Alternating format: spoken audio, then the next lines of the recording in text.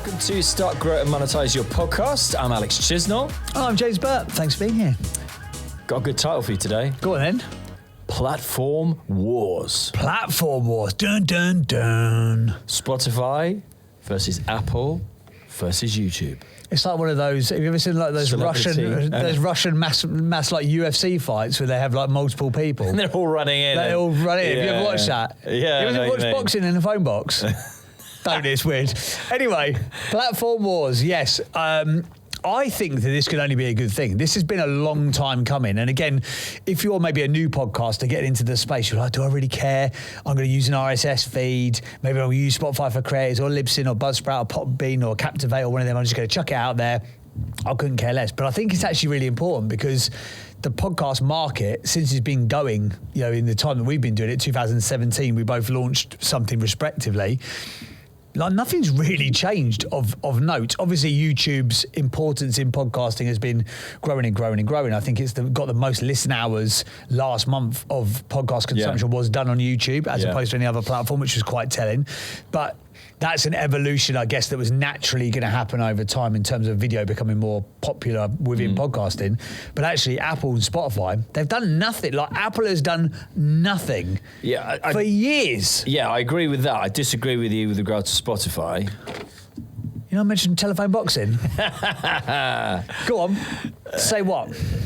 Say what? Say what? Say what? Second weird musical reference that we've had today in our recording session. The earlier one was Cleopatra. It was. No, look, I agree. Apple have done nothing, but in the face of Spotify doing a lot. Look, go back to 2017.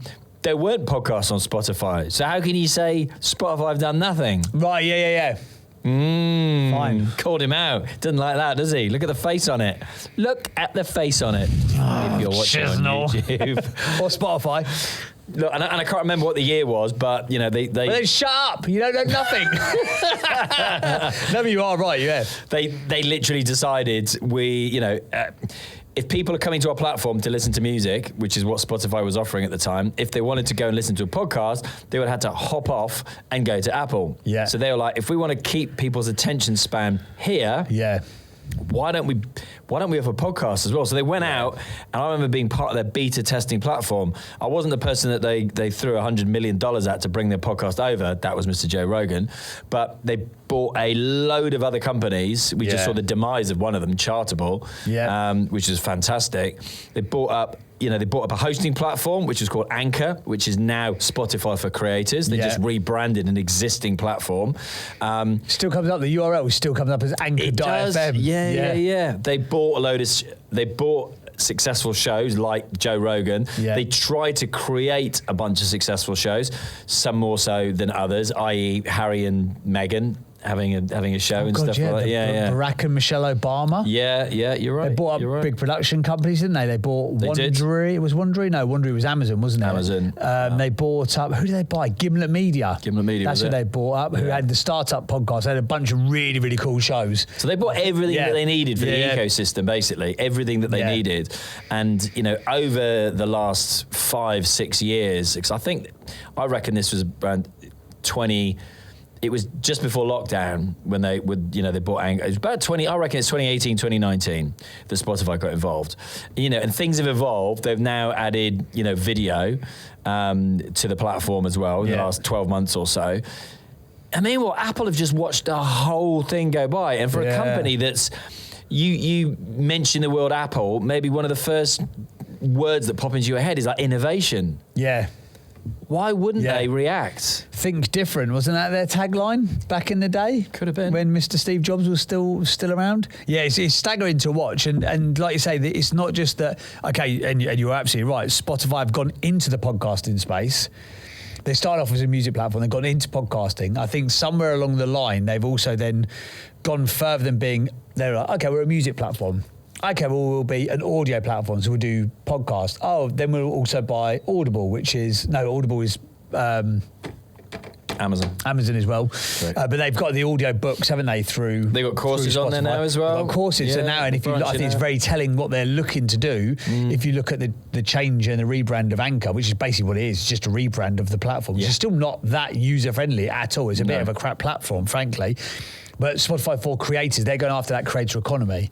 They're trying to link up so you can run a course and monetize it via, they've got like a third-party deal with Thinkific, which we tried to do some work in it. Oh my God, it was absolutely painful. Yeah. And they're only rolling it out in certain territories. But I think that's very telling as to where they see the marketplace moving. And maybe that's it. Maybe they are, yes, they're a tech platform, Spotify, but they're a tech platform that is powered by creators.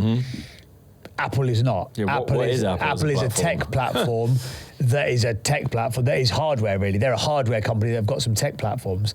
Now, I think, if you look at iTunes, you look at Amazon Music, you look at Apple News, you look at the subscription services that they've got, they make huge amounts of revenue. Apple Health, and then obviously any apps that you buy in the Apple App Store, they take a 30% cut of any revenue that's derived from not only buying that app from it, but they also take a cut if monetization goes through that app as well, which is obviously quite a substantial chunk of change potentially. But they're just not a creator platform. But like you say, to your point, they've just stood by the sidelines. And even if they don't want to be a creator platform, which I understand is not their business model maybe, but you can make, as a tech platform, surely you need to look at the UX, the usability of the platform, which has stayed the same for all the time. I still use Apple, by the way, because I'm so familiar with it. It's funny, isn't it? Because I switched without even realising it. Really? Okay. Yeah, I've always listened to my podcasts on Apple, but I've had a subscription to Spotify for years and years and years. And I don't know when the moment I changed. Do you know what I think it probably was me actually switching to put my own podcast on Spotify. Yeah. And using that as the hosting platform, and then suddenly going, if I'm paying you 20 quid a month, why am I bothering to do anything over on Apple? Yeah. I'll just carry on here. I've got my music. But maybe you're the last bastion. I am. Bastion, I said. Right, I thought I did. I was like, double check. Yeah. You heard about phone box boxing? But still, the split, I believe, is, from what, the stats that come out is that year by year, Spotify's market share is growing, Apple's is getting less. It was, always famously, 50-50 type thing. But you just think, at what point will you do anything? Well, Spotify, I think it was only 2 years ago where they started having curated categories, or they started having sort of, the top line, because they've also, there's a monetization option that I think they're completely missing out on. Like, how many podcasts would pay to place in certain... do placements. They're doing PR, they're doing Facebook ads, they're doing Insta ads, they're doing TikTok ads, they're doing, they're probably pumping loads of money into YouTube and into Google's ecosystem, but there's nothing in Apple ads at all. That isn't it with Spotify ads? Yeah, Spotify ads, yeah. And obviously with Spotify, they've actually got an audio advertising platform built into it. So maybe again, Apple's standing there going, well, that's not our, let's not even get involved in this fight because it's not our fight, it's not our ecosystem. But even if you're not, I think the first thing I saw them curate was 2022 it might have been, was Black History Month. Yeah. And for the first time ever, they curated the top line of the browse functionality. I did wonder what your podcast was doing in that category. I know, because I'm just not that demographic at all. No. But even then, then you have random stuff into cycling, and I was like, that doesn't make any sense. But then for big things like the World Cup or the Olympics, they'll pop stuff up there. But it's still just not a very good usable functionality. But I think it's that familiarity, and like I say, as bastions, thank you, like me, who start to die out, I wouldn't, if I started again now, I'd obviously just go straight to Spotify, especially as you can seamlessly toggle between audio and video, which I think is great. I mean it's a safety question about people who can listen to Spotify or watch Spotify on their phone in their car while they're driving. And I'm personally not into that. I'm driving down yesterday, I could see people watching YouTube on their phone as they're driving down the M27 at 80 miles an hour. I wasn't going 80 in case the police are listening.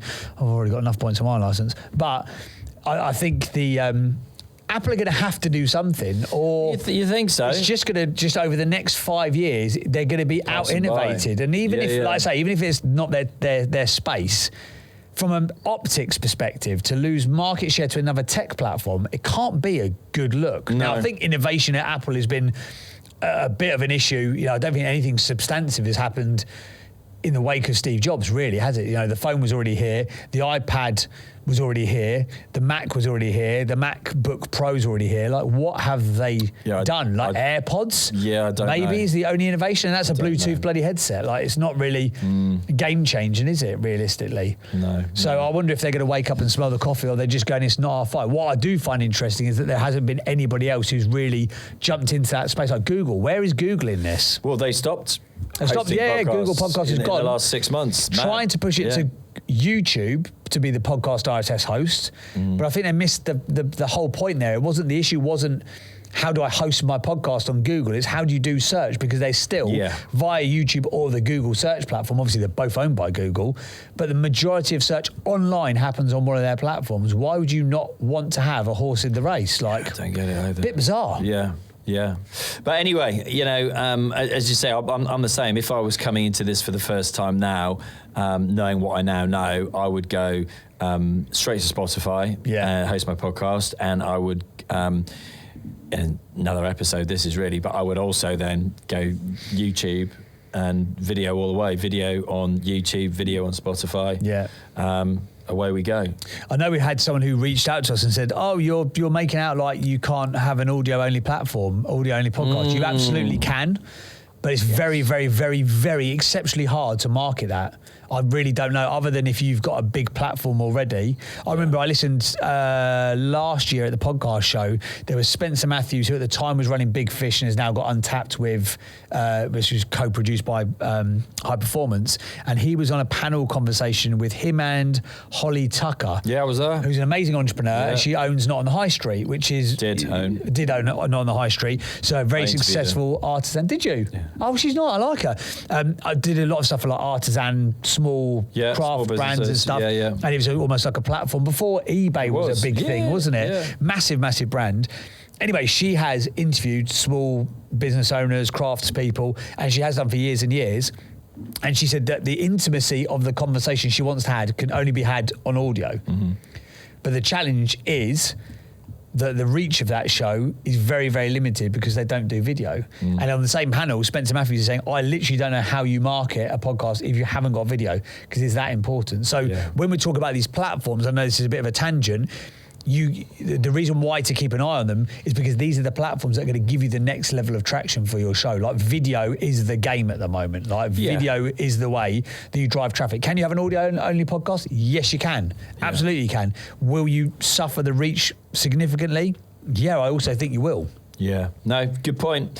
That was Platform Wars. The Platform Wars. If you like this sort of deep dive in very specific subjects, please do let us know. And also, if there's anything else you'd like us to cover on this podcast, if there's something around tactics, strategies, marketing, launching, anything like that, let us know in the comments on YouTube or comments on Spotify. Another innovation from Spotify. You're so right, Chisnall. Thank you. Chisnall. They've got all the gear and all the idea, haven't they? But anything you'd like us to cover, make sure you let us know in the comments somewhere online, and we will do it in a future episode of How to Start, Grow, Monetize Your Podcast. Yes.